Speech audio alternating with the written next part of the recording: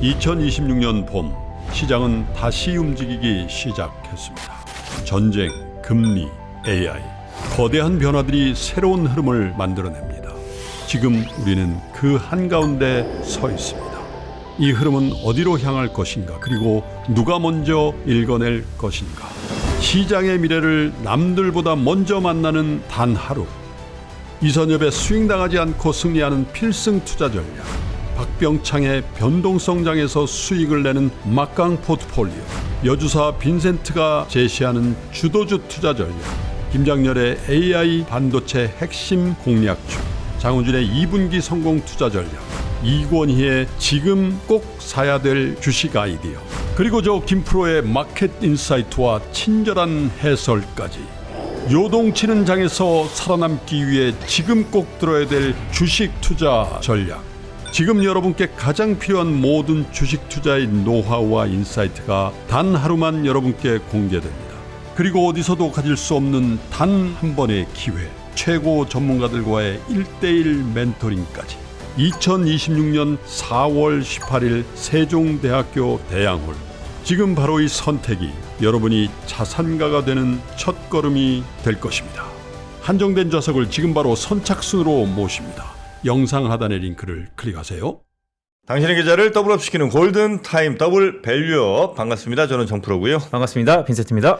네, 오늘 시장 상황은 저희가 겪었던 날들 가운데 조금 센 날 아닌가 싶습니다. 불안하세요? 의심할 게 없군요. 네. 갑자기 또 마음이 놓이네요. 한 3-4% 막 빠지는 것 같아서 좀 불안했는데 그럴 필요 없군요. 트럼프가 말을 번복하고 있죠. 네. 하지만 그가 말을 번복할 뿐이지 항상 행동에 임했다는 거. 네. 일단은 뭐 공격은 좀 잦아들 것 같습니다. 네. 기간이 연장되고 있는 것은 물미 협상이 어쨌든 지속되고 있다는 의지가 있다는 것이고, 이럴 때 가장 우리가 놓치면 안 되는 것이 네. 기업이 돈을 벌고 있는가. 그래요? 네, 계속해서 돈을 번다 또는 벌 가능성이 높다라는 것이 오히려 불확실할수록 확실한 것의 밸류가 더 높아질 수 있다라고 보고 있고요. 오늘은 그야말로 생각보다 과하게 밀리면 아마 좀 움직일 때가 아닌가. 그래요? 네. 왜냐면 알겠습니다. 하여튼 일단 뭐 하나하나 좀 여쭤보고 그다음에 장우진 작가님 바로 모십니다. 어서 오십시오. 네, 반갑습니다. 네. 오늘 그러니까 의견들이 조금 다르신 것 같은데 네. 오늘 더 많이 빠지면 네. 이건 차라리 그러니까 조금 빠지면 들어갈 수 있지만 많이 빠진다 싶으면 이거는 자칫 많이 좀 무너질 수 있기 때문에 들어가지 말자는 의견도 좀 있는 것 같거든요. 근데 그게 아니라 오히려 조금 더 많이 빠지면 싸게 살 수 있는 기회다. 네. 장우진 프로도 그렇게 보십니까? 일단 데드라인이 나잖아요. 예. 물론 그 데드라인을 또 어길 수도 있겠지만 일단 트럼프가 생각하는 굉장히 급한 라인이 정해진 것 같아요. 4월 초 계속 말씀드리고 있지만 4월 초 정도까지 이게 해결되지 않으면 미국 내에서 자기 입지도 굉장히 줄어들 거라고 알고 있기 때문에 저는 오히려 그 시점까지는 너무 공격적으로 하지는 않으셨으면 좋겠다. 그래요? 네, 굉장히 흔들리는 모습들이 여러 차례 나올 거니까 반등 나올 수도 있고 하락이 나올 수도 있는데 만약에 말씀하신 대로 오늘처럼 또 급락 나오고 이러면 좀 샀다가 아니면 또 올라가면 좀 팔고 막 그런 형태로 대응하셔도 되는데 그러다 삐끗하면 잘못하면 또 꼬일 수 있거든요. 그래서 그런 것들은 아주 좀 숙련되신 분들, 약간 손해 보는 거 감수하시는 분들, 그런 분들이 좀 하시고 그렇지 않다 그러면 일단 4월 초까지는 좀 보수적으로 보면서 좀 시장을 지켜봐야지라고 하는 것도 나쁘지 않다. 그러니까 이제 그거 같은데, 그러니까 이미 한번 쭉 빠졌다가 다시 그래도 반등을 뭐 100%는 못했지만 한 반 이상 했잖아요. 네. 그랬다 다시 지금 빠지는 거 아니에요? 최근 며칠 이렇게. 네. 그러면 여기에서 다시 이제 반등을 그 전처럼 쭉 할 수 있을까? 아니면 요 정도 이렇게 밀리기 시작하면 뭡니까? 왜 신용 터지고 뭐 이렇게 하면서 네. 아예 더 밑으로 가지는 않을까? 더군다나 지금 이제 금리 걱정 많이 하시잖아요. 네. 그러면서 유동성 확 줄어들고 뭐 이런 걱정을 하시는 분들, 안 좋은 시나리오 걱정하시는 분들이 좀 많이 계신 것 같은데 네. 우리 빈센트님은 그렇게 가지는 않을 거다. 뭐 그런 걱정 일리 있죠. 그리고 지금은 특히나 오늘 이 시점에서 한 12분 정도 남았나요? 불확실성이 증폭되고 있죠. 하락폭이 계속 커지고 있고요. 네? 근데 계속해서 말씀드리는 것은 불안할수록 확실한 것에 밸류가 더 배가 될 겁니다. 불안할수록 확실한 것. 뭐 예를 들면 반도체, 뭐 네. 원전 뭐 이런 거겠죠, 그죠? 네, 맞습니다. 그러니까 최근에 종목장 수익장이 일어나면서 네. 주도주가 살짝 더딘 가운데 다른 종목들 많이 올라왔죠. 근데 전 개인적으로 봤을 때 글쎄요, 우리가 5,026포인트를 3월 초에 받기 때문에 네. 한 번 더 밀린다면 지상전 투입이 임박했죠. 지상전 투입이 의미하는 게 뭘까요? 공멸일까요? 아, 전쟁 종료? 네. 아, 그렇게 갈 수 있다. 하하. 근데 이제 저 확실한 거가 덜 빠질 수는 있죠. 그러니까 시장 안 좋게 본다면 네. 뭐 예를 들면 삼전 하이닉스가 그나마 좀 덜 빠질 수 있지만 다른 애들은 훨씬 더 많이 빠지고 그 정도 아니겠느냐. 그러니까 이거 혼자 더 독약성이 좀 올라가는 게 아니고. 네. 그러니까 이제 반등 찍고 올라갈 타이밍에 살 거냐, 아니면 꾸준하게 밀리면 살 거냐. 저는 지난해부터 꾸준하게 조정받으면 조정이 크게 받던 아니면 살짝 오르던 밀리면 사는 그런 기조가 한 연말쯤 됐으면 훨씬 알겠습니다. 낫지 않을까라는 네. 생각입니다. 시장을 보면 뭐 다양한 시간도 있을 수 있는 거니까. 그렇죠. 네.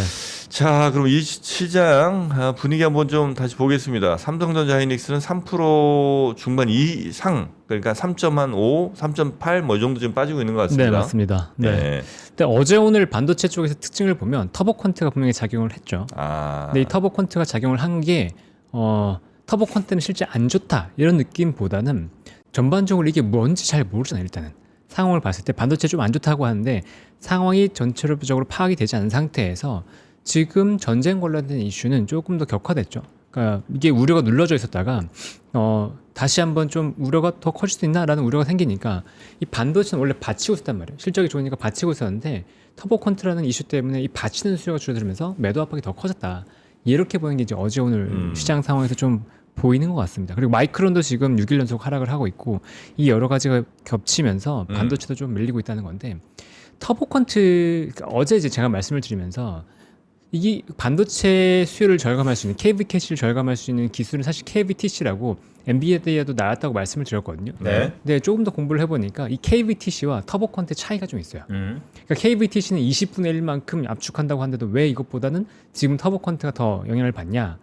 KVTC 같은 경우에는 오래된 콜드 데이터, 쓰지 않는 데이터, 우리 옛날에 대화했던 것들이잖아요. 그런 것들을 불러오기 위해서 한 번씩 쓰는데 그 데이터를 20분의 1만큼 압축해서 쓰는 기술이고 지금 터보 쿼터 같은 경우는 핫 데이터, 현재 내가 묻고 질문하고 이 데이터를 6분의 1 정도로 압축하는 기술이거든요. 그러니까 이 핫 데이터를 압축한다 그러면 전체 데이터, 사용하는 데이터 자체가 조금 빠르게 압축될 수 있다는 우려감이 들어올 수는 있죠. 그러니까 이제 터보 퀀트 이벤트 이후에 네. 압축되면 결국 메모리 수요도 줄어들 거다라는 그렇죠. 공포감이 있는데 맞습니다. 근데 그거는 가만 생각해 보면 결론이 정해져 있지 않고 이게 이렇게 압축되면 개발자들은 추론을 더 고도화시키지 않을까요? 이게 제번스 역설이라고 하는데 여기에서 우리가 꼭 기억해야 될 게 뭐냐면 이 반도체 이외에 병목이 없어야 됩니다. 그런데 지금 전력 쪽에 병목이 있죠. 만약 그렇게 한다면 전력 쪽의 병목을 그러니까 반도체가 줄어들면 전력 사용량이 일부 감소할 거니까 전력 사용량이 감소한다고 하더라도 그 6분의 1만큼을 커버할 수 있을 만큼이 나올 거냐는 아직은 퀘스천인 거죠. 네. 아, 그렇죠. 반도체가 6분의 1 정도로 효율화가 뭐 높아진다고 하면 네. 거기 이제 전력이 많이 충분하면 그럼에도 불구하고 반도체들이 충분히 더 많이 수요를 그렇죠.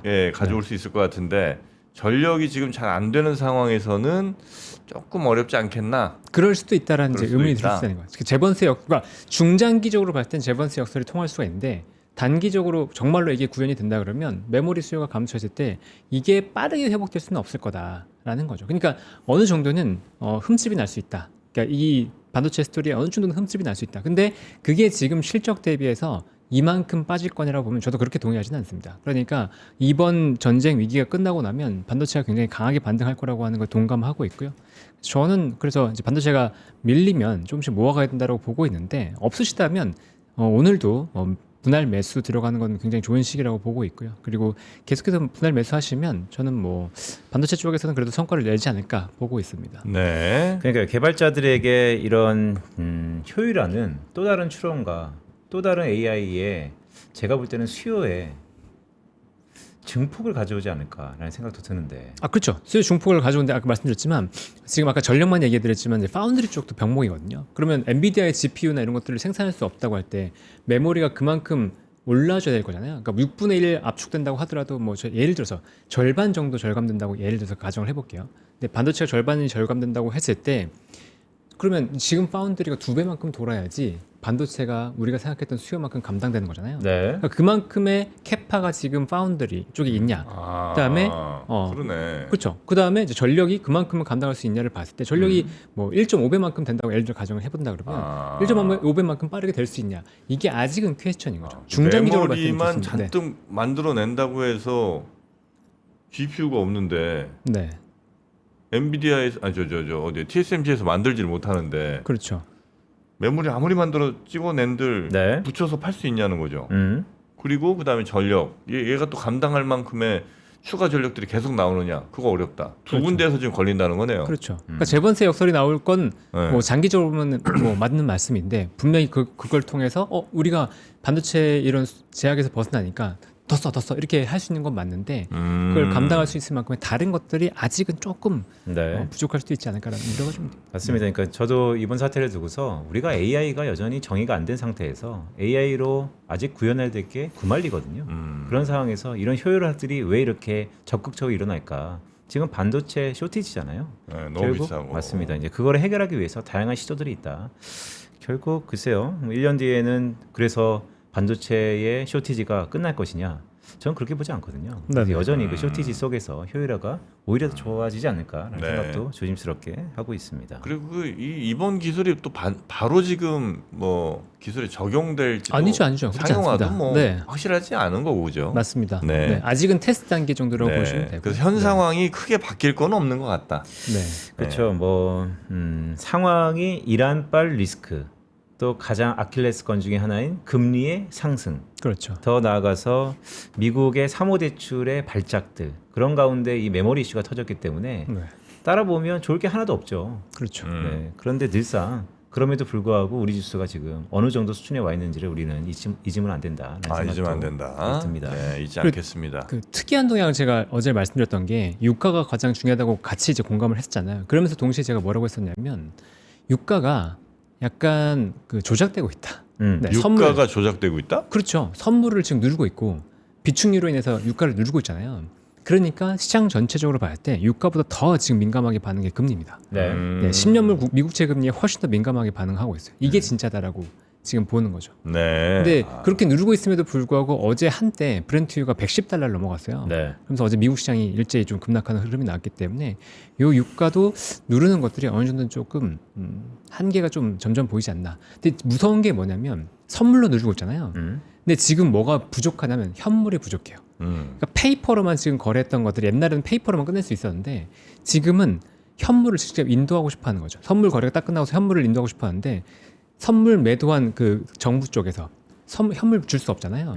이러면 쇼스퀴즈 나올 수 있거든요. 근데 그게 좀 부담이 되는 게 있습니다. 그래서 그 전에 끝내야 돼요. 어쨌든 빨리 이걸 마무리해야 됩니다. 네. 4월 9일. 네. 아니, 아까 그 콘트 어쩌고 얘기해서 네. 하나만 더 여쭤보면 이제 GPU 하나에 네. 메모리 뭐 한 50개 붙여서 이제 간다 치면 지금 혹시 그러면 그 엔비디아 TSMC에서 만드는 거 그대로인데 거기에 붙을 메모리 숫자를 줄일 수도 있나? 매물 숫자를 줄인다. 줄이진 않죠. 늘리죠. 네, 네? 그리고 늘리죠. 아니, 그러니까 줄여도 성능이 같게 나오는 거 아닌가 하는 걱정. 지금 맞아요. 맞습니다. 그렇게 해도 성능은 같게 나오는데 네. 그거를 메모리를 더 붙여서 지금 성능을 더 높이겠다라고 하는 게 그러니까 가격이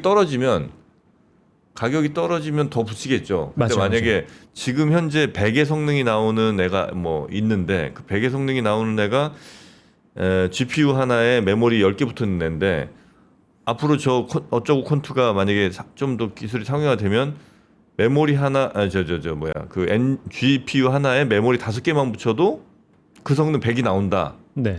만약에 그렇게 되면 조금 그러니까 그런 우려가 지금 있죠. 맞아요. 그걸 제일 우려하는 겁니다. 그게 있는 거죠. 네. 그걸 우려하는 겁니다. 근데 지금. 저는 그게 100이 아니고 그게 왜 네. 이런 작업들이 일어날 거냐. 네. 100이 아니고 그게 나중에 1000이 될 거다. 그게 1000이 된다. 결과물이. 근데 빈센트님의 말에 힌트를 준 게 사실은 네. 암이었어요. 암이 세계 최초로 CPU를 공개했잖아요. 네. 근데 CPU를 공개하면서 동시에 이제 뭐 어떤 시스템을 공개했냐면 지금 CXL 얘기 나오죠. CXL은 메모리를 계속해서 확장시킬 수 있거든요. 병렬로 네. 확장시킬 수 있어요. 지금 서버에 들어가는 건 한번 꽂으면 이거를 뭐 교체할 수 없는데 이거는 계속 확장할 수 있는데 그거를 1페타바이트까지 늘릴 수 있다. 한 렉에 1페타바이트까지 늘릴 수 있다. 1000테라바이트. 100만 기가바이트예요. 엄청난 그 용량을 늘릴 수 있다고 했기 때문에 만약에 말씀하신 대로 이제 그 연산의 어떤 그 효율성이 높아진다 그러면 반도체를 더 때려박을 수도 있다라는 건데 근데 그러려면 또 가격 반대로 떨어져야 돼요. 가격이 떨어지지 않으면 만약에 진짜 6배로 반도체를 여기서 늘려버리면 네. 아무리 반도체에 대한 부담이 없다고 하도 AI 서버 쪽에서 타격이 있거든요. 음. 네, 그러니까 아이러니하죠. 가격이 좀 빠져야 되는 그런 상황이 좀 벌어지기 때문에 그러면 중장기적으로 우리가 가격이 높은 상태에서 수요가 좋을 거라고 했던 그 전제는 약간은 점점 무너질 수 있기 때문에 그리고 내년에는 조금은 보수적으로 볼 필요도 있어 보입니다. 네. 네. 자, 그럼 뭐 삼성전자, 하이닉스 말고 다른 종목들도 한번 업종들도 볼까요? 네. 네, 현대차가 지금 3.27% 하락하고 있습니다. 그러니까 유가가 올라간 상황에서는 현대차 갈 수 없어요. 그거는 뭐 명확하게 보셔야 되고. 그렇겠네요. 네. 그다음에 그러면 네. 우리가 한 30초밖에 안 남았으니까 간단히 한번 여쭤볼게요. 오늘 오후에 전자닉스가 반등할까요? 오늘 네. 오늘 쉽지 않습니다. 오늘 쉽지 않다. 네. 이유는 불안하다. 사람들의 불안 심리가 마침 또 오늘 금요일입니다. 네. 네, 금요일이라서 금요일이라 주말 동안에는 트럼프 얘기대로는 공격이 없는데. 주말 동안에 공격 안 할 것 같죠? 알겠습니다. 안 할 것 같죠? 네. 네. 하여튼 그렇게 되지 않을까? 네. 그리고 뭐 삼성, 현대차까지 봤고요. 장이 시작했습니다. 시작했군요. 네. 네. 네, 아까 말씀 주시죠. 네. 네. 네. 현대차가 좀 안 좋다 말씀드렸고, 그다음에 LG 에너지솔루션도 3% 정도 빠졌는데, 테슬라 원래 이제 전기차는 좀 좋지 않겠어? 사실 중국의 전기차들이 굉장히 잘 팔리고 있다는 소식이 전해지고 있고, 전기차를 사기 위해서 줄 섰다, 뭐 그런 얘기도 전해지고 있긴 하거든요. 그래서 전기차가 좋지 않겠어라고 했지만 어제 이제 테슬라 인도량을 예상량을 보니까 기대치를 많이 하회더라. 네. 그래서 테슬라가 많이 좀 급락이 나왔어요. 그래서 오늘 2차 전지도 동반해서 조금 안 좋은 흐름 나오는 게 아닌가라는 생각이 듭니다. 삼성전자는 3.6% 하락, 네. 하이닉스가 한 4% 하락이라서 시장이 생각보다는 하락 출발이 조금 완화됐다고 했나요? 3% 이상 하락을 예상했는데 지금 5,300포인트, 네. 한 3% 정도 하락한 상태에서 출발하고 있습니다. 네. 그다음에 코스닥은 1,119포인트, 1,120포인트라서 1.48% 하락 출발하고 있습니다. 그러니까요. 바로미터들은 여지없이 정확하네요. 환율도 뭐 1,508원 정도 지금 하는 것 같고요. 네. 유가도 조금씩 다 오르는 것 같고 금 가격도 살짝 오르고 금은 이제 어제 좀 많이 빠져서 아마 올라가나 싶기도 하고.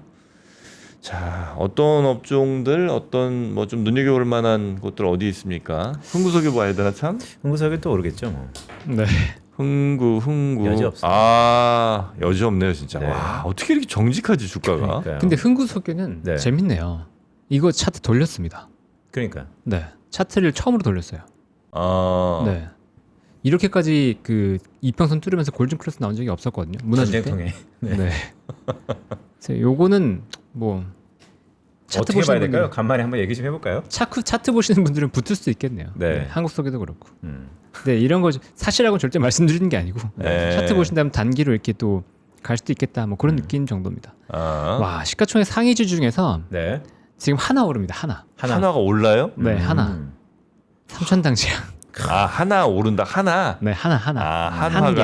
아니고 네. 한 개 오른다. 네. 야, 3,000당도 진짜 대단하다. 그러니까요. 그렇죠. 네. 중대 발표 앞두고. 근데 중대 발표가 뭐냐에 따라 주가 향방이 좀 예. 달라질 것 같아서. 근데 시총 상위주 중에 펄어비스도 오르는데요. 제가 보이는 것 중에서. 관심 네. 바뀌군요. 그러니까 지금 보시면 이제 그 전체였고 제가 본 건 코스닥 상위주 중에서는 이제 펄어비스도 오릅니다. 5% 오르고 있고, 그다음에 리가켄 바이오 0.7%, 메지온도 0.11%. 그러니까 바이오가 그나마 좀 버텨주는 흐름이 어제부터 보이고 있죠. 그러니까 지금은 바이오 시대라고 했었는데. 그러니까 이게 우리가 지금 금리 때문에 문제라면서요. 그렇죠. 근데 바이오가 오른단 말이죠. 도대체 이유가 뭡니까? 이유가 뭐냐고요? 원래 이제 금리랑 네. 바이오가 상극인데. 맞습니다. 그렇죠. 근데 금리가 오르는데 바이오가 오른다. 네. 그러니까 우리나라는 지금 모멘텀이 붙었다고 보셔야 되죠. 네. 기술 이전도 있고 임상 발표도 있고 여러 가지 호재들이 눌려 있었던 것들이 다시 한번 또 터졌다 보니까 그러니까 너무 좋은 말씀인데, 그러니까 결국 우리가 익숙했던 악재들은 늘 있는데 네, 주가가 그것을 밟고 올라서면 주가는 시세를 낸다. 그렇죠. 그러면 그런 의미에서 우리의 주도주였던 전자닉스가 이런 우려감이 많죠. 근데 그것을 이겨내는 실적이 다음 달 초면 이제 삼성전자의 실적 발표가 있지 않습니까? 그렇죠. 그러면 기대를 해봐도 되지 않을까라는 생각이 좀 드는데. 동감합니다. 네, 전 동감하고 있어요. 그래서 반도체 같은 경우는 계속해서 말씀드리는 게 오히려 지금 좀 보셔야 될 거라고 말씀드리는 게 똑같습니다. 네, 이게 이렇게 진짜 신기하잖아요. 반도체가 뭐 20만 원 돌파하고 100만 원 돌파할 때는 뭐 안 사면 큰일 날 것처럼 막 사다가 사람 심리가 너무 신기한데 그러다가 갑자기 이게 안 좋을 것 같으니까 쭉 밀려버린다는 거죠. 근데 심리 이외의 펀더멘탈에서의 큰 차이는 물론 이제 터보 컨트롤에서 장기 성장성에서 약간 타격이 있을 수 있겠지만 어쩐 그 펀더멘탈의 차이는 오히려 없다. 그리고 ADR 상장으로 인해서 지금 오히려 마이크론 숏과 하이스 롱이 걸리는 상황이거든요. 롱숏이 걸리는 상황이기 때문에 그 상황을 좀 감안해 본다 그러면 뭐 하이스 입장에서는 지금 하반기까지는 나쁠 게 없어 보이긴 하니까 네. 저는 뭐 지금 입장에서 계속 말씀드리지만 좀 분할 매수 관점 유지하고 있습니다. 그리고 오늘 상승 종목 중에서 그냥 특이한 종목 하나 좀 언급드리면 피노가 23% 상승하고 있거든요. 근데 피노가 전구체 회사예요. 근데 이 회사를 원래 신뢰하지 못하는 회사다라고 평가를 했었거든요. 왜냐하면 중국 회사였어요. 그러다 보니까 그 미국 쪽 뭐 나갈 수도 없을 거고, 그다음에 이 회사 뭐 중국 회사면 믿을 수 있냐 뭐 이런 얘기가 있었는데 삼성 SDI가 지분을 투자했습니다. 피노예요? 네, 피노에. 그러면서 지금 주가가 3일 연속 상승이 강하게 나오고 있어요. 네. 그래서 요거는 굉장히 특이한 동향이고요. 야, 그럼 엄청난 이슈가 당일 나오는 거예요? 네. 그런 엄청난 이슈들이 당일 나오는 거예요? 당일 나오냐고요? 네. 그 발표되는 게. 어제 나온 것 같아요. 어제. 아, 그래요? 네, 어제 나오면서 오늘까지 주가가 강하게 오르는 것 같습니다. 근데 미리 알았던 것 같죠? 보시면. 그러니까. 네. 그리고 우리로 또 말씀하셨잖아요. 네. 유견상 이후에 오늘 이제 거래 정지 해제됐는데 또 20%. 아, 이건 이건 어떻게 봐야 되지? 뭔데? 엄청난 밈주식이죠, 뭐. 어저께 정지당했었잖아요. 네. 아니, 그러니까 어제 정지당한 것도 아닌데 뭐 하는 회사라고 그랬죠? 광검출기. 광검출기. 네. 그래서 광통신 관련해서 그냥 밈 주식이 된 것 같습니다. 그냥 네. 그냥 붙는 거예요. 그냥 붙는 겁니다. 이거. 네. 근데 이제 시청자분들께서 물론 3프로 TV는 오랜 경험이 있으셨던 분들이 보는 거지만 이제 초기 투자자들이 핥아 보면 이런 주식들은 도대체 어떻게 봐야 되나 좀 당황스러울 것 같아요. 보지 않는 게 낫습니다. 보지 않는 게 낫다. 네. 네, 그러니까 이게 오를 때는 좋은데 초심자의 행운 아시죠? 네. 도박할 때도 보면 초심자의 행운이 있다고 하잖아요. 네, 그러니까 네, 초심자들이 이런 걸로 수익을 충분히 냅니다. 근데 많이 내요. 근데 그때 돈을 많이 투자하겠어요? 많이 투자하지 않죠. 잘 모르니까. 근데 여기서 한번 재미 들리면 돈이 크게 들어가는데 이런 주식들의 문제는 올라갈 때가 좋은데 내려갈 때 언제 어떻게 내려갈지 모르고 그 내려갈 때 속도를 알 수가 없어요. 이렇게 쭉 무너지면 결국 큰 돈을 잃게 되거든요. 그거에 대한 주의감이 필요한데 이런 것들에 대한 연습이 안 되면 트레이딩에 대한 경험이 없잖아요. 그러니까 그 상태에서 이런 걸 만약에 잘못 매매하면 손실이 크게 날 수 있으니까 네. 저는 절대 하지 마시라라고 계속 말씀드립니다. 그리고 바이오 쪽이 좀 아무래도 좋은데 툴젠 지금 23% 가까이 상승 나오고 있습니다. 풀젠 뭐 하는 네. 회사예요? 툴젠은 크리스퍼 가위라고 해서 유전자 조작하는 회사인데 크리스퍼. 네, 여기가 어제 그 유종상 대표님의 인터뷰가 있었던 것 같더라고요. 그래서 올해 7, 8월부터 우리가 뭔가 본 게임이 있다라고 얘기가 나왔는데 제가 구체적인 내용은 못 봤어요. 근데 어쨌든 최근에 보면 이슈만 있으면 주가가 눌려 있었죠. 지금 차트 한번 보여주면 주가가 주봉으로 볼 때 굉장히 눌려 있었죠. 예, 작년 25년 올랐다가 조정받고 바이오 반등 때 못 나왔다가 지금 대표이사 인터뷰와 함께 오르고 있다. 그러니까 사람 알라가 아니고요. 지금 바이오가 이런 식이라는 거예요. 바이오가 이벤트만 있으면 그냥 올립니다. 뉴스에 굉장히 민감한 게 지금 바이오다라는 것들을 다시 한번 보여주는 거고. 네. 그다음에 이뮤노시아는 저기 임상 결과 발표가 있었어요. 그러니까 림프종 이상 결과가 있었는데 ORR 객관적 반응률이죠. 이게 79%, CR 완전 관여율 63%가 나오면서 CR이 63%면 암 관련돼서 엄청 높은 거거든요. 네, 요게 데이터가 나오면서 오늘 주가가 좀 오르고 있습니다. 이 회사는 근데 신뢰할 수 있는 회사죠. 유한양행의 자회사, 그러니까 개발 자회사이기 때문에 뭐 다른 기업에 비하면 신뢰할 수 있는 회사인데 임상 데이터가 잘 나왔다. 근데 어떤 식으로 제가 작용을 하는지는 못 봐가지고 일단 그 관련된 걸로 주가가 오르고 있다는 것 정도만 체크할 수 있을 것 같습니다. 상승 종목이 막 엄청나게 두드러지지가 않아요. 시장이 조금 더 밀리다 보니까 네. 보시면 10% 이상 상승 종목이 이렇게밖에 안 나거든요. 보통 시장 좋을 때는 10% 여기까지가 그냥 20% 이상 상승 나올 때도 있는데 네. 오늘 보면 확실하게 개별 종목들도 그렇게 많이 음. 붙지 못하고 있습니다. 매기가 붙지 못하고 있다. 그거 좀 눈여겨 보시고 시가총액으로 다시 와서 약간 보면 네. 삼성전자가 마이너스 3%, SK하이닉스 마이너스 4% 하락하고 있기 때문에 낙폭을 조금 더 확대하고 있다. 이렇게 보이고 현대차는 뭐 마이너스 3%대. 근데 제가 이거 중요하다고 말했던 그 자리가 무너졌어요. 현대차. 네, 오늘 무너졌습니다. 60일선 지금 무너졌기 때문에 지금 자리에서 이제 현대차 따라 사는 건 아닌 것 같고, 요거 여기 저점도 약간 무너질 수 있는 가능성 보시면서 아하. 대응하셔야 될 것 같다. 저 말은 뒷심 부족. 그렇죠. 네. 네, 여기서 그러니까 아무래도 유가 올라갔으면 자동차 팔리기 어렵거든요. 거기다 금리까지 올라갔으니까 이 할부 금리 올라가면 자동차 사겠다는 거죠. 아직 로봇이 아닌가 보죠. 그러니까 그때 말씀드렸지만 로봇으로 보는 거, 미래 관치 보는 거 다 좋은데 본업이 훼손되면 절대 안 됩니다. 네. 근데 본업이 지금 약간 타격을 입는 분위기이기 때문에 지금은 로봇만 가지고 가기는 어렵죠. 반대로 금리가 내려가고 다시 판매량이 호조가 보일 것 같은데 로봇이 붙으면 다시 올라갈 거라고 보고 있습니다. 어떻게 좀 약간 현금 늘릴까요 그럼? 근데 현금은 제가 어제 늘리려고 어제 그제 계속 늘려야 된다고 말씀을 드렸잖아요. 네. 네. 오늘 지금 현금을 늘린다고 생각하시는 건 좀 늦죠. 늦었어요. 네. 그러니까 여기에서 자칫 현금을 그러니까 저는 다음 주도 좀 흔들릴 수 있다고 보고 있는데 오늘 흔들렸다가 또 반등 나올 수도 있거든요. 근데 만약에 여기서 현금 늘렸다가 반등 나와버리면 여기서 그 멘탈 나갑니다. 그러니까 지금 자리에서 현금을 늘리려고 무리할 필요가 없어요. 가만히 있어 그냥. 지금은 복지부동. 네. 저 줄이려면 어제 그제 좋을 때 아니면 이번 주 초반부터 제가 불안하다고 계속 얘기 드렸었잖아요. 네. 그럴 때 올라갈 때 줄여두시는 게 좋을 것 같다라고 할 때 그럴 때 줄여야 되는 거고 지금은 막 강하게 줄이면 안 됩니다. 여기서 조금이라도 반등 나오면 다쳐요. 네. 현대차.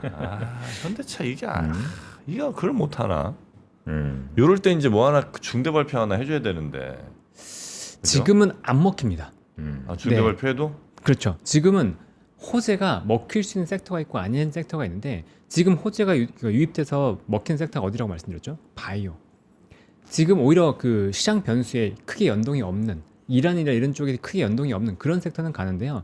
다른 쪽은 호재가 안 먹히죠. 마이크론 실적 나왔는데 6일 연속 하락하는 거 보셨잖아요. 네. 네, 지금 그러니까 전체적으로 금리 올라가고 하니까 안 좋습니다. 그리고 어제 네오클라우드라는 인프라 쪽 AI 인프라 다 빠졌거든요. 그러니까 AI 좋다고 말하고 있음에도 불구하고 못 가잖아요. 리터당 60kg 가는 제네시스 발표. 그러면 가겠지만 가능하냐는 거죠 지금. 그런 기술 기업보다 그냥 현대차에서 살 때 유류값을 주는 게 낫잖아요. 아니 네. 일론 머스크가 그 스타일 아니에요? 리터당 60kg 가는 거 만들게. 그때부터 이제 돈 막 모이면 그걸로 이제 열심히 개발해갖고 네. 만들 때까지 하는 거지. 네. 근데 지금 현대차는 내연기관 쪽으로 개발할 의지가 없습니다. 그래요? 그렇죠. 전기차랑 하이브리드 참. 쪽으로 가는 거지. 물론 하이브리드도 리터당 60km 이렇게 갈 수 있다고 말할 수 있겠지만 전기차 쪽으로 가야 되는 상황에서 내연기관을 개발하는 속도는 전 세계적으로 모든 자동차들이 내연기관에 대한 개발 속도는 뒤처질 겁니다. 아니 100m 8초에 뛰는 안드로이드 로봇, 휴머노이드 로봇 개발. 아니 뭐 그런 게 나갈 수 있죠. 근데 갑자기 그런 꿈을 꾸면 그냥 말도 안 되는 그런 꿈을 던질 수 없잖아요. 그래요? 기업인들이. 네. 그러고 나서 이제 만들면 되지 또. 네. 하여튼 뭐 알겠습니다. 돌파구가 필요하다. 네, 뭔가 이렇게 좀 네. 우리 투자자들을 안심시킬 수 있는 뭔가 좀 필요하지 않나 생각이 좀 잠깐 들었습니다. 네, 업종도 계속 볼까요? 네. 네. 어제부터 이제 화제가 되고 있는 종목이 하나가 있습니다. 어제 대규모 유상증자를 발표했죠. 네, 주식의 42% 정도를 신주 발행한다고 했던 하나솔루션이 오늘도 8% 정도 하락하고 있는데요. 요거 차트 민감한데, 한번 그렇죠? 네, 좀 민감하죠? 그렇죠. 굉장히 민감한 주제입니다. 네, 여기 차트 한번 보여주시면 이때가 이제 태양광 때문에 올라가기 시작했을 때요. 2월 4일 그때 주가가 한 3만 원대 초반 정도 됐었고 지금이 2만 원대 중후반 됐었고 지금 3만 원대 초반까지 내려왔죠. 근데 지금 사실은 말씀을 드리지는 못하겠는데 그러니까 이렇게 유상증자를 통해서 이렇게 급락 나오잖아요. 그러면 그럴 때가 기회가 되는 경우가 상당히 많았어요. 그러니까 회사가 괜찮다면. 괜찮다면. 그렇죠. 네. 뭐 이스페타시스 같은 거 한번 대한광통신도 제가 한번 유상증자 말씀드렸던 것 같은데 유상증자가 며칠인지 정확하게 기억이 안 나거든요. 근데 유상증자 발표하면서 이렇게 올라간 거예요. 오히려. 네. 소화하고 올라갈 수 있다. 저는 그때도 계속 말씀드렸었고 이수페타시스 같은 경우에도 유상증자를 작년에 했죠. 작년에 하고 이렇게 올라간 거예요. 그러니까 회사가 괜찮다 그러면 유상증자 자체는 크게 이슈가 안 됩니다. 그러니까 지금도 보면 하나솔루션이 부채가 많아요. 네. 그러니까 지금 유상증자를 통해서 부채를 일부 끈 건데 그다음에 설비 투자도 좀 한다고 하고 근데 하나 솔루션 네, 하나솔루션 빚이 많아요? 빚 많습니다. 10몇 조 원 정도 되는 것 같아요. 뭐 하다가 이렇게 빚졌어요? 태양광. 네, 태양광이랑 뭐 그다음에 케미컬 사업하다 보니까 아. 네, 그런 쪽에서 좀 타격이 좀 있는 것 같은데 지금 금리 부담되죠. 네. 금리 부담되는 상황에서 좀 체력을 아끼려고 하는 것 같아요. 그래서 유상증자를 지금 긴급하게 좀 한 것 같다라는 생각이고 지금 그 부채 많은 기업들은 금리 올라간 상황에서 약간 쥐약이 될 수 있습니다. 그거는 부담이 있기 때문에 지금부터는 일단은 부채 많은 기업들에 대해서 꼭 선별해 보세요. 그런 기업들은 안 들어가시는 게 앞으로 이제 올해 내년 봤을 때는 안 좋을 수 있기 때문에 그런 것들 선별해서 보시고 지금 부채 많은 회사들은 좀 위험하군요. 그렇죠. 이제 금리가 올라간 상황이기 때문에 차환 발행할 때 부담이 굉장히 커질 겁니다. 네. 그다음에 차환 발행이 안 될 수도 있어요. 자칫하면 뭐 그러니까 은행에서도 대출 막아버릴 수 있으니까 그런 것들을 좀 염두에 두시고요. 그다음에 하나솔루션 같은 경우에는 다시 말씀드리지만 미리 선제적으로 이렇게 대응하는 것 그리고 태양광이 나쁘지가 않아요. 태양광이 올해 턴어라운드 예상하고 있기 때문에 그렇게 본다 그러면 지금 갖고 계신 분들이 던질 필요는 없다. 그러니까 안 갖고 계신 분들한테 저는 사라고 말씀 안 드리겠는데 갖고 계신 분들 굉장히 전전긍긍하고 계실 거예요. 근데 굳이 급하게 오늘 팔 필요는 없다라고 말씀드리고 싶습니다. 자, 그리고 뭐 많은 분들이 뭐 저는 별로 궁금하지 않지만 많은 분들이 궁금해하시는 펄어비스 어떻게 되고 있나요? 펄어비스. 네. 펄어비스가 8% 상승 나오고 있네요. 네, 오를 때 파는 겁니다. 네. 근데 지금 펄어비스 대표님이 또 공식적으로 말했어요. 도깨비 진행한다. 네. 다시? 네. 네. 도깨비 진행하고 있다. 아니 헛개비가 아니다. 네. 그런 이제 신작에 대한 기대감까지도 붙으면서 그래요? 오늘 더 상승하는 것 같습니다. 혹시 시장의 우려를 회사 쪽에서 아는 것 같고요. 거기에 대해서 적극적으로 대응하는 모습은 주주들한테 약간 뭐 기대감을 주는 것 같다. 뭐 이렇게 좀 느껴지고요. 주말 사이에 400만 장 넘기면 요거는 이제 호재라고 봐야 되는데. 주말 사이에 500만 장을 넘겨야 되지 않을까요? 400만 장이면 속도가 좀 느린데. 아 그래? 네. 느린 거예요? 네. 그 정도는 돼야지 될 것 같은데. 500만 장이라고? 눈높이가 너무 높은데 저분은. 근데 지금 이 펄어비스 같은 경우에 네. 한 1000만 장에서 1500만 장 이상 팔리지 않으면 이 주가가 성립이 될 수 없습니다. 네. 그러니까 그거는 좀 감안하고 1000만 가야죠. 장이요? 1000만 장 가야죠. 네, 1000만 장 가야 돼요. 와, 말 세게 하시네. 과거에 그렇게 팔렸나요? 간다가 아니고 가야 됩니다. 이렇게 팔린 그 게임들이 있죠. 대작 게임들 같은 경우는 그러니까 우리나라에서는 가장 많이 팔린 게 이제 피해 거짓 400만 장 정도고. 피해 네. 거짓이 400만 장? 네. 어디 거예요, 이거는? 네오위즈. 아, 400만 장 팔린 게 제일 많이 팔린 거예요? 그렇죠. 우리나라 원래 콘솔 안 했잖아요. 그렇지, 온라인 그렇지. 게임이랑 모바일 게임 중심으로 했었는데 네. 이제 모바일 그 온라인에서 1000만 장 넘어가면 이제 잘 팔린 게임이라 그러고 2000만 장 넘어가면 정말 뭐 메가 히트 뭐 이렇게 그래요? 게임이 되게 민감한데 그 중국한테 이미 헤게모니는 넘어간 거 아닙니까? 맞습니다. 그러니까 온라인 게임과 모바일 게임 대부분의 이제 게임 헤게모니는 중국에게 많이 넘어갔는데 그렇지. 그래서 콘솔은 우리나라 좀 게임들이 네. 콘솔 쪽을 좀 뚫으려고 하고 있는 것 같아요. 네. 네. 콘솔은 원래 이제 미국, 유럽 이런 데가 잘하는 거죠? 일본도 잘하고요. 일본도 잘하고. 미국, 유럽이 잘하고 있었죠. 아. 근데 우리나라 업체들은 안 들어갔어요. 왜냐면 생각해 보시면 이 콘솔 게임은 매출이 지속적으로 발생하지 않아요. 아, 게임 딱 낼 때 팔리는 것만큼 이제. 그렇죠. 네, 모바일 게임이나 온라인 게임은 지속적으로 과금 유도가 있잖아요. 근데 이런 콘솔 게임 같은 경우는 그런 게 없기 때문에 DLC라고 다운로드 패키지가 따로 있긴 하지만 예. 그래도 장기적인 실적의 안정성은 보장이 되지는 않습니다. 그래서 제가 계속 펄어비스를 차기작이 없는 가운데 지금 이걸 베팅하지 마시라고 말씀을 드리는 게 이게 흥행한다고 하더라도 실적이 계속해서 내년 내후년 좋아지는 그림은 안 나와요. 그렇게 네. 나올 수는 없습니다.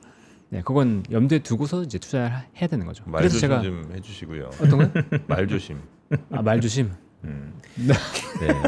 아니 근데 이거는 정말 검은 사막이 갑자기 리뉴얼해서 엄청나게 좋거나 이러지 않는 이상은 네. 내년 내후년 올해보다 실적이 좋을 수는 없어요. 네. 자, 게임이 보면 네. 자, 내가 샀죠. 네. 자, 이 콘솔을 이제 우리 빈센팀이 와서 우리 집 와서 할 거 아니에요, 같이. 네. 와, 플레이스테이션 막 해보니까 너무 재밌어. 사야 안 사요? 안 사죠. 사야지. 친구도 사야지. 또 빈센트도 친구 있을 거 아니야. 저는 차라리 그 친구가 저 사줄 때까지 기다리죠. 와, 진짜 어떻게 어떻게 이런 사람이 예 그러나 하여튼 퍼라미스 네. 지금은 아직 분위기는 좋다. 네, 좋습니다. 자 그리고 또 어떤 종목들 볼까? 에너지나 뭐 좀 원전 좀 볼까요? 원전주들은 오늘 안 좋은 것 같더라고요. 현대건설이 지금 일단 주가가 무너졌습니다. 네. 대장주가 무너지다 보니까 여기 차트 한번 보여주시겠어요? 21선 무너졌죠. 21선 지킨 듯하다가 오늘 확실히 무너졌기 때문에 아하. 이거 차트적으로 더 밀릴 겁니다. 이렇게 되면. 네.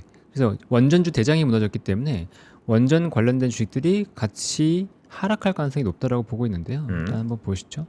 대우건설은 그래도 오늘 오르는데 대우건설 이외에 한번 기업들 보시면 LX 일렉트릭, 오르비텍, 한전기술 다 한 5%, 6% 막 빠지고 있죠. 네. 그래서 원전도 오늘은 힘을 못 쓰고 있습니다. 원전의 대장이 차트도 그렇고 무너졌는데 네. 그 안에서 대우건설은 반등을 한다. 물론 대우건설이 최근에 좀 많이 무너지긴 무너졌죠. 했지만 네.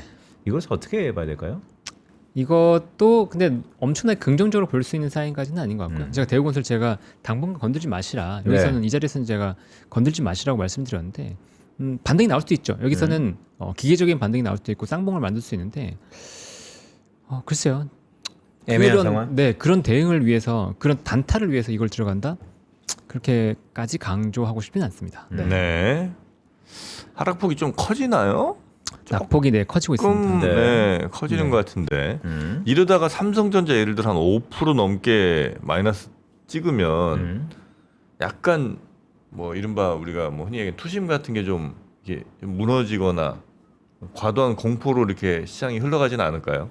그렇게까지는 오늘은 아닐 것 같아요. 오늘 아니에요. 오늘은. 네, 최근에 보면 제가 그 외국인들의 옵션 동향을 좀 얘기 드리고 있잖아요. 네. 그저께 봤을 때 외국인들이 하방을 좀 봤다라고 말씀을 드려서 약간 불안하다고 맞습니다. 말씀드렸고, 그다음에 어제 외국인의 동향을 좀 특이했던 게 뭐냐면 콜옵션을 샀는데 콜옵션이 앳더머니 상태에서 샀어요. 그래서 이걸 얘기하는 게 뭐냐면 상방에 대한 우려도 있다. 그러니까 전반적으로 하방을 좀 보긴 하는데 상방을 가능성이 있기 때문에 약간 해지 걸어놓은 느낌으로 봤거든요. 이게 옵션에 매도와 매수 포지션이 있다 그러면 어떤 게 더 중요할 것 같으세요? 매도와 매수.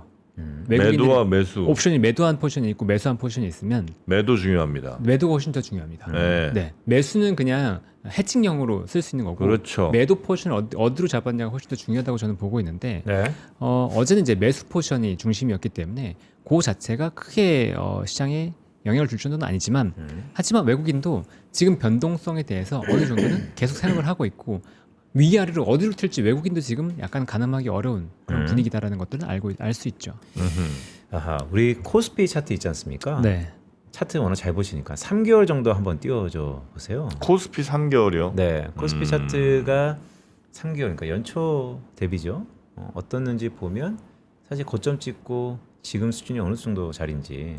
지금이 굉장히 중요한 그쵸? 자리가 한번 됐네요. 보여주세요. 네. 차트 한번 보여주시면 지금 여기 아까 그 현대차 말씀드렸던 거랑 똑같은 자리입니다. 그쵸? 네. 네. 61선 딱 걸려 있습니다. 네, 61선 걸려 있고 전저점 우리가 그때 이틀 연속 무너졌을 때 있죠. 네, 그때 5,000포인트까지 거의 가까이 갔었던 찍고 그 올라왔잖아요. 시점, 네, 그 시점이랑 비슷하게 있기 때문에 네. 여기서 지수가 무너지면 말씀하신 대로 약간 심리가 꺾일 수도 있을 것 같다라는 생각이 좀 드네요. 그렇죠. 네, 전자 하나만 가지고 그런 건 아니고요. 지수 플레이 하시는 거, 그러니까 차트는 지수 플레이가 훨씬 더 강하거든요. 네, 그런 느낌이 좀 있습니다. 근데 전자도 똑같아요. 전자 지금 전자는 오히려 딱 전저점 수준이네요. 지금 네. 61선과 전저점. 그리고 SK하이닉스 한번 보면 SK하이닉스는 전저점보다 그래도 위고 네. 이 61선 버티는 거. 그러니까 이 두 개가 지키는 게 굉장히 중요할 그렇죠. 것 같긴 합니다. 그러니까 오늘 되게 중요한 자리인데 아까 3개월 차트를 왜 제가 여쭤봤냐면 이럴 때 사실 달러 환율은 이미 위가 뚫렸어요. 그렇죠. 뚫렸죠. 그게 좀 불안한 거죠. 네. 정부가 오후에 좀 움직이지 않을까요? 이 정도면 네, 연락 안 되나요? 1,508원 얼마에 지금 10원 넘어갔나요? 10원입니다. 1,510원이에요. 네. 들어가겠습니다. 1111원까지 올랐는데 11원 들어갑니다. 이거. 네. 네, 근데 들어갑니다. 조금은 지켜볼 것 같아요. 그래요? 네. 11원인데? 네. 그러니까 이게 외부 변수가 없는 상태라면 괜찮은데 지금 외부 변수가 들어온 상태에서 자칫 외환 보유고를 여기서 낭비해 버리면 다음에 진짜 막을 때 못 막거든요. 그래서 지금 제가 볼 때는 약간 마지노선을 높인 것 같습니다. 그래요? 네. 1500선 막는 거 실패한 다음에 여기에서는 조금 더 미룬 다음에 거기에서 한 방에 좀 때려 바꿔서 정말 막아야 되는 그런 타이밍을 보고 있습니다. 그러니까요. 자꾸 이러면 안 되는데. 정책은 타이밍인데. 네. 밀리면 안 되는데. 1,500이 이게 지지선이 되면 안 된다. 네. 1,500 위로 그냥 안착해버리면 안 된다. 정부로 늘 그렇게 말씀드리지 않았습니까? 맞습니다. 네, 1,500 밑으로 가야 됩니다. 네. 아시겠죠? 네, 알겠습니다. 갑자기. 네. 자, 그거 이제 설득됐으니까 네. 그거 좀 잘 부탁드리겠고. 시간이 또 이렇게 많이 지나긴 했는데 어쨌든 오늘은 장 상황이 조금 네. 급박하다 보니까 네. 우리 장우진 프로님과 조금 말씀을 더 드리긴 했고요. 오늘 시장 요 정도 보면 될까요? 아니면 뭐 꼭 짚어주셔야 될 게 좀 있을까요? 결국은 백투 베이직이니까요. 네. 이럴 때 이제 오히려 공부하기 좋아요. 네. 공부하기 같은- 좋다. 그렇죠. 산업 같은 거 미리 좀 공부해 두시기도 좋을 거고. 공부하라고 저는 사실 오늘 같은 날. 네, 저는 사실 우리가 여러 가지 중동 정세나 그리고 네. 최근에 실적 발표 이런 걸 감안해서 4월 18일로 큰 이벤트를 잡았지만 네. 내일 했으면 좋겠어요. 그러니까요. 그러니까요. 네. 뭘 내일해요? 저 올데이. 근데 저는 이걸 지금 아. 준비를 할 수가 없어요. 네. 4월 18일. 워낙 편하니까. 너무 커가지고. 근데 저 날짜 잡을 때 네. 우리가 딱 들어가는 이 정황상 그리고 실적 발표 다 감안해서 딱 잡은 건데 네. 사실 내일 저게 너무 필요하니까. 그러니까 그런 것 같습니다. 세종대 대양홀에서 저희 와이프가 그 매일 따라하고 있어요 지금. 아, 얼리버드 신청하세요. 남편 일어나세요, 막 이렇게 막. 음수를 당장 버리고 오세요. 자, 알겠습니다. 네. 여튼 우리 장우진 프로님 오늘도 고생 많으셨고 4월 18일까지 기다리기가 힘듭니다. 그러니까 내일 했어야 되는데. 네, 하여튼 틈틈이 매일매일은 저희가 네. 우리 장우진 프로님이랑 박병창 이사님 계속 모시니까 또 빈센트님도 오시니까 네. 계속해서 여러분께 드릴 수 있는 건 다 드리도록 하겠습니다. 네. 자, 우리 장우진 프로님 고생 많으셨고요. 내일 모레 글피 월요일에 뵙겠습니다. 네, 월요일 뵙겠습니다. 고맙습니다. 고맙습니다. 고맙습니다. 네.